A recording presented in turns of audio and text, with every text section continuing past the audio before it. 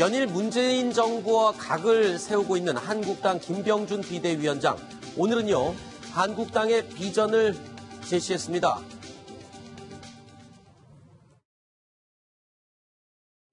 굉장히 우리는 성공적인 성장의 신화를 가지고 있습니다. 한강의 기적을 만들었습니다. 그 기적을 우리가 다시 한번 만들어야 된다고 생각을 합니다. 이 순간에.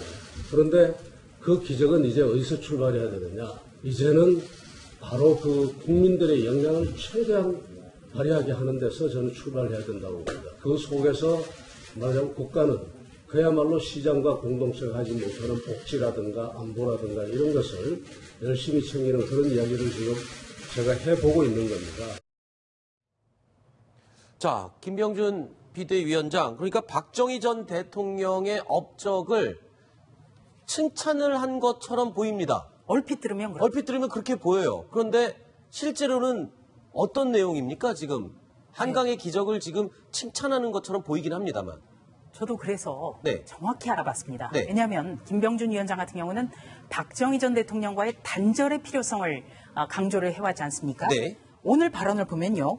국민이 가진 것을 없을 때는 국가가 주도해서 한강의 기적을 만들었다. 네. 그렇다면 지금은 그 한강의 기적을 뛰어넘는 경제 모델이 필요하다. 네. 그래서 지금과 같은 경우에는 국가가 시장과 공동체가 하지 못하는 복지와 안보 정도 담당하면 된다. 네. 그러니까 시장은 철저하게 경제 문제는 시장에 맡겨놔야 된다. 이런 네. 얘기입니다. 그러니까 박정희 전 대통령을 찬양하거나 이런 것이 아니라요. 네.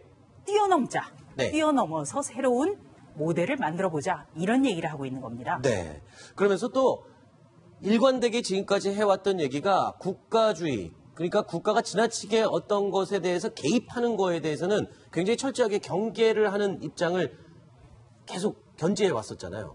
그렇습니다. 가장 대표적으로 이제 취임하자마자 얘기했던 게 과연 학교에서 커피 파는 것까지 국가가 규제해야 되느냐. 그렇죠. 자판기 규제. 또 최근에 이제 비만 대책을 발표하면서 먹방 규제를 정부가 하니까 먹방까지 왜 국가가 나서서 간섭하느냐 이런 얘기를 하면서 국가주의 논쟁을 불러일으켰고 어떻게 보면 그러니까 보수와 진보의 지금 논쟁 속에서 나름대로 굉장히 이렇게 어떤 하나의 포지션을 차지했다, 포지셔닝을 만들었다 이런 면에서 긍정 평가를 얘기가 많이 있습니다. 따라서 네. 오늘 박정희 전 대통령 얘기한 것도 결국 보수가 어떻게 보면 산업화를 통해서 보수가 이제 탄생을 했고 이렇게 했는데 새로운 성장 모델을 만들지 못하면서 사실상 보수가 지금 네. 침몰하는 게 아닌가 이렇게 이제 김병준 위원장은 판단하고 있는 것 같고 결국은 새로운 성장 모델을 통해서 네. 다시 보수를 재건할 수 있다. 그것을 통해서 어떻게 보면 지금 현 정부가 성장과 분배 정책을 따로따로 갖고 있는 게 아니라 네. 분배를 통한 성장, 그것이 이제 소득주도 성장이라고 얘기를 하는데 그렇게 이제 성장 모델이 전혀 다른, 그러니까 지금 보수가 갖고 있는 성장 모델이 아닌 네. 이제 분배를 통한 성장을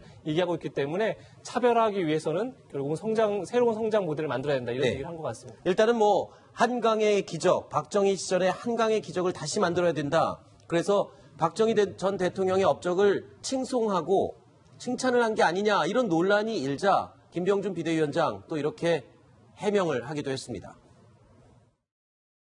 사진에 아무런 의미를 두지 마세요.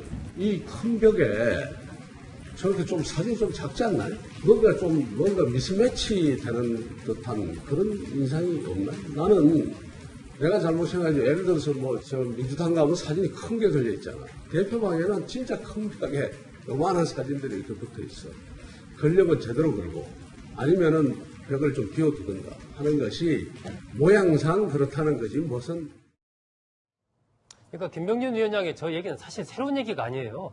그동안에 계속 이야기했던 이른바 자유를 얘기를 하는 것이거든요. 네. 박정희 전 대통령 시절에는 성장으로 인해서 어떤 기적을 만들었고 하지만 지금은 시대 변화가 바뀌었기 때문에 새로운 어떤 기적이 필요한데 그 새로운 기적의 시작은 어디서 나오는가? 네. 그것은 이른바 자율에서 나온다. 네. 공동체와 시장의 자율에서 나온다. 그리고 그 부분을 보완을 하기 위해서 국가는 안보라든지 복지 이런 것은 국가가 책임지고 나머지 부분은 공동체와 어떤 시장, 시민들의 자율에 맡겨야 된다라는 얘기는 이제 똑같이 한 것이고요. 네. 시대가 바뀌었기 때문에 박정희 패러다임 가지고는 안 되는 거죠. 그 새로운 패러다임으로서의 자율, 그 얘기를 한 것이고 조금 아까 나왔던 그림 초상화 얘기는 전체적인 디자인상으로 봤을 때 벽이 넓은데 조그만하게 붙어 있으니까 좀 뭔가 네. 좀 안 어울린다. 반대로 민주당에 가면 사진이 크게 걸려 있지 않느냐. 네네. 그런 면에서 좀 변화가 필요하다고 얘기한 건데 그것을 너무 의미를 부여해가지고 네. 다 없애야 된다 이런 식으로 받아들일 필요는 없다라는 이제 그런 얘기를 지금 또 하는 겁니다. 알겠습니다.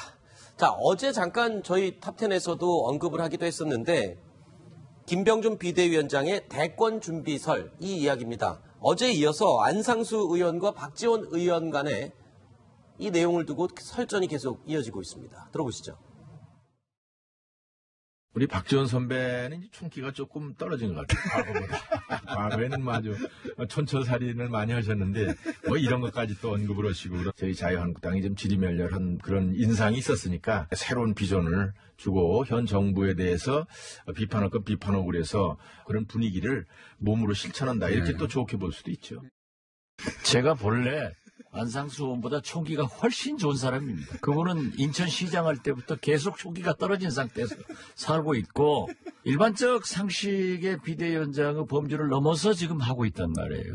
그리고 과거에 거듭 말씀드리지만 문재인 대통령 후보 준비할 때도 그분이 준비를 했어요. 어떻게 된 겁니까? 지금 대권 야망설, 김병준 비대위원장의 대권 야망설. 박지원 의원이 먼저 시작을 하면서 이게 지금 퍼진 건데 가라앉지는 않고 있어요. 예. 이제 박지원 의원이 지금 현재 우리 국회에서 정치 구단으로 불리는 분인데 네. 이분이 연일 김병준 위원장의 권력력이 대단하다. 그래서 한국당에 곧 내분이 일어날 거다. 이렇게 이야기를 함으로써 김병준의 이른바 대권 진출설. 이것이 지금 계속 확장이 되고 있는 거죠. 그런데 이것은 또 굉장히 자연스러운 겁니다. 왜냐면요. 이 비상대책위원장, 난파 위기의 한국당을 어떻게 구해내느냐에 따라서 그렇죠. 총선도 갈 수 있고 대선도 갈 수 있고 그렇죠. 여기에 달렸다는 그런 얘기로 받아들이면 되겠습니다. 알겠습니다.